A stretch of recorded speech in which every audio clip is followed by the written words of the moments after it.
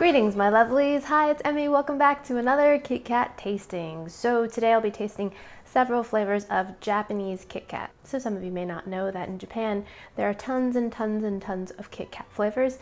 I actually did a series with Tastemade where I went to Japan and went to different areas to explore why certain flavors came from different areas. So at this point I think I've tasted probably over 50 different flavors of KitKat, and I've heard there are over 200. And these KitKats were very kindly sent to me by viewer Ruby. Thank you so much for sending these to me. I am so excited to have more KitKat flavors. So the first one I have is this one, Momiji Manju, which translated to some sort of everyday extravagance, according to what Rui wrote me. And this one was inspired by the Molson flavor one, which I tasted, I believe, in my last KitKat tasting.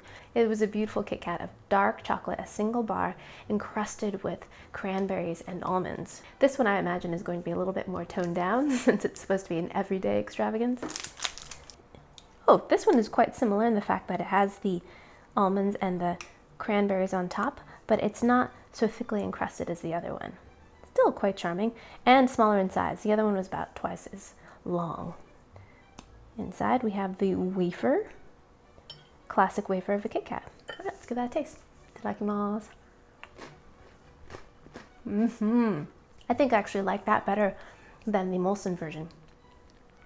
The balance of crunchy almond and chewy cranberry to wafer and chocolate is perfect. You just get a little bit of that nutty crunch. Of course, you get the crunch of the wafer as well.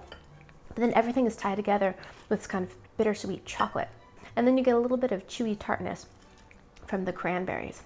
Delicious. The next one we have is this one. This looks kind of celebratory. I think this must be a Christmas edition based on the decor and the color scheme. And this one is the butter cookie flavor. So Rui very graciously sent me two of these because this is supposed to be baked. So let's try it in its raw state first. So here it is. It's a white KitKat, double bar, and the wafer is white. Nice snap. Ooh, it smells very buttery, kind of butterscotchy actually. Wow, very, very strong butterscotch flavor. Very sweet, like white chocolate. But the flavor is very butterscotchy, kind of like butterbeer, or like those butterscotch hard candies. Exact same flavor profile, except it has a wafer crunch and a white chocolate kind of mouthfeel. Not bad. All right, let's try it baked. So what I did was I placed this bar on a little bit of foil and placed it in the toaster oven and baked it up until it got nice and golden. If you ever make these, be sure to keep an eye on them, because there's so much sugar in there, they love to burn, which I've done in some previous tastings. So here it is. Looks like some of the chocolate ended up on the bottom. All right, let's try this version. Here we go. Wow. It tastes even sweeter once it's baked. Maybe because it's warmed up and you taste those flavors more. But what I really like is that it has a really great crunch. The chocolate coating on the outside gets caramelized and really light and crunchy. Texturally, it's just marvelous, but in terms of flavor, you still have that very strong kind of butterscotchy flavor, which I'm not so keen on. Next, we have this one, and it looks like a very familiar wrapping, but the flavor is different.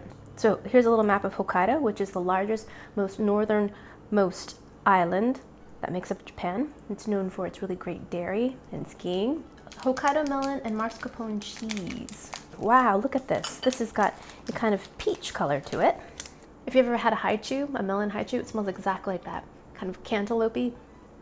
If you ever had the liqueur midori, the really bright green melon flavored liqueur, it smells just like that. All right, let's give that a go.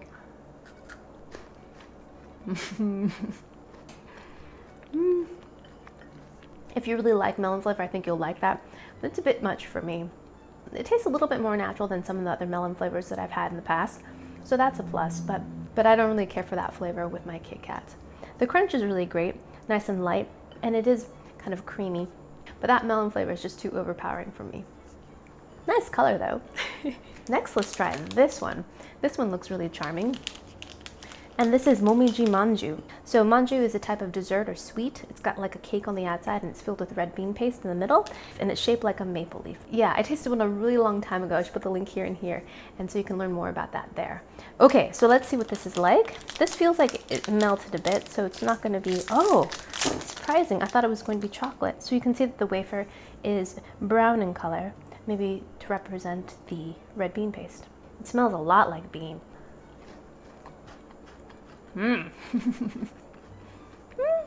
It's not bad. It's very, very different than what you might expect from a typical KitKat. The outside tastes like white chocolate with some vanilla, but the inside tastes very strongly of red bean paste. It's kind of starchy and definitely beany, but sweet. I think in that one they really got the essence of the red bean paste. Nice. All right, the next one I have is this one. And this is premium mint. I've tasted a series of KitKat Chunkies too, so I'll put that link there and there as well. And I believe I had a mint version. It was quite a long time ago, and it was from the UK, but it was delicious. But I've never had it in the original KitKat form. So let's see what it's like. Oh, sadly this one is melted too, but it'll still taste good. So there's the wafer inside in a beautiful green color, and I can already smell the peppermint. Oh, I'm gonna like this one. I love the combination of chocolate and mint. My mom, on the other hand, really despises it. She says it tastes like toothpaste. Why would you ever eat anything like that? And I just say, because it's delicious.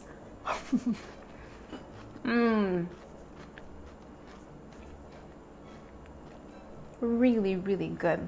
Very clear, pronounced peppermint flavor. Crispy wafer, and then you've got chocolate that holds everything together literally and figuratively, and they were really smart about the chocolate they chose. It's a bittersweet chocolate that has less sugar in it, but it just ties everything together. It adds some richness, slight bitterness, and just divine. It's definitely all about the peppermint crunch here. So good. So the next series of KitKats are from the Chocolatory, which is a series of shops that are in Japan that are just completely dedicated to KitKat flavors, right? Amazing. Someday I will go. So the first one I have is this very fancy, charming looking package. And it says Chocolatory Connoisseur Champagne Raspberry. Oh, wow. Somehow I wasn't expecting it to be dark chocolate. Snap it. So the wafer looks like it's like vanilla, but in between the cream is pink.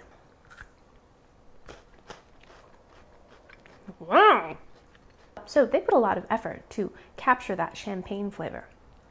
This KitKat is slightly tart, and it kind of makes your tongue kind of pucker. I wouldn't say it's delicious, because there's a raspberry flavor in there as well. It's a bit confused, I would say, as a KitKat. So I think what surprised me initially so much was the tanginess. This KitKat bar is tart. And it tastes kind of winey and almost spiced. A very unusual flavor. I don't think I would classify it as enjoying it, but I can appreciate the effort. 2 KitKat tasting flavors ago, I tasted KitKat Sake, which was another alcohol-infused KitKat flavor. I don't know if it actually had any alcohol in it, but they were trying to capture the flavor of sake. But I felt that one was done really, really well. It really captured the essence of what sake tasted like. That one was definitely more successful than this one, in my opinion. So shikwasa is named after a citrus fruit that comes from Okinawa.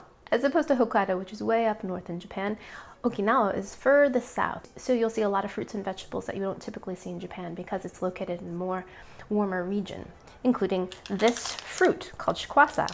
I actually did an Emmy Eats Okinawa video a long time ago, very, very comprehensive tasting. So I'll put that video here and here as well.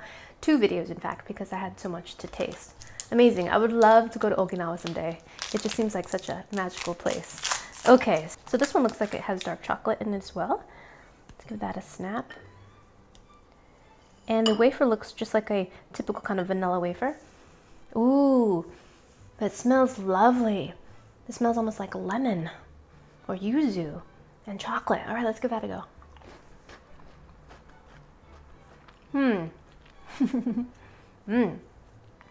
Very aromatic. I have to taste that fruit. I think that fruit would be amazing. This KitKat's more about an aroma. Very citrusy, similar to a lemon or lime, but almost more grapefruity, yuzu-like, floral, and just lovely. I usually don't like the combination of citrus, or really fruit for that matter, with my chocolate. But this is really, really nice, very sophisticated. I don't think it's a flavor I would keep coming back to, but just as a little taste, it's really lovely. It's not sour at all. It's just this flavor and perfume of citrus. After the chocolate flavor dissipates, you're really left with this really nice citrus flavor. Next we have this one, and this is from the Sublime series, and these tend to be a little bit larger and include just one stick. This too sadly feels melted. This one's called Bitter Passion Fruit. Look at this, it's so bloomed. Oh well, okay. It's got a slight kind of yellow color to it. So passion fruit, if you're not familiar with it, I just had my first one recently. Incredible, beautiful, flavorful tropical fruit. All right, let's see how this compares.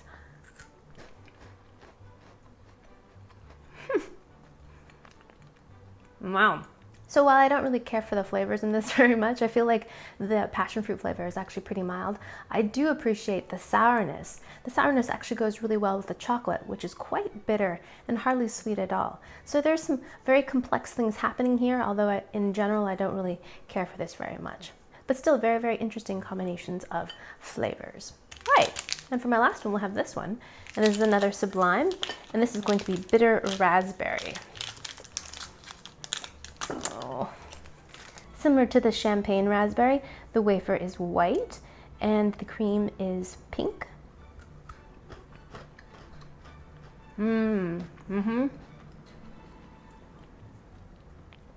Wow, that too is very assertive.